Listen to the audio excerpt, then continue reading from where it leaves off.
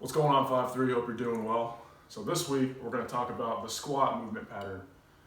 So just to name a couple of the different types of squats we can do. There's the Zercher squat, the front squat, the back squat, split squat, lunges, Bulgarian split squat, and those are just to name a few.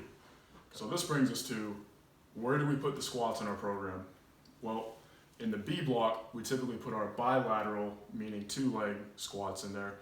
And this could look like a front squat, back squat, or Zercher squat. We do this because these type of movements are typically our primary strength movements for that block.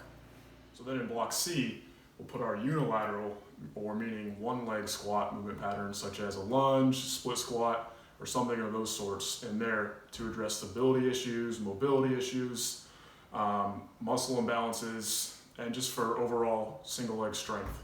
So now we're going to talk about what does a good squat actually look like. To show you guys in this picture, you gotta have a nice upright torso, have a nice neutral spine, make sure nothing's rounded there.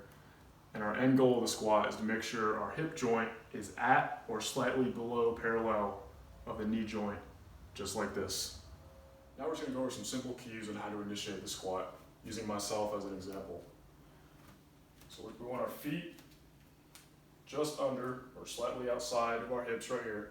If you need to, you can turn your toes just slightly out. To initiate the movement, you're going to push your knees out and sit straight down with a good upright posture and a nice neutral spine. So it looks something like this. Here we're at parallel, and we come back up. So one more time. This right.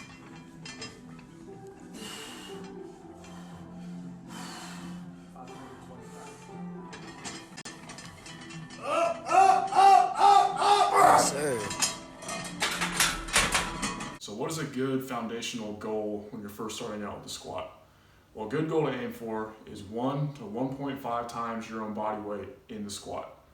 So an example of this, just like we used last week, if you're a 150-pound individual, you should shoot for roughly 225 pounds for a good 1 rep max with perfect technique. So that's all we got going on for the squat, which also happens to be my favorite movement pattern. Next week we'll be discussing the push movement pattern.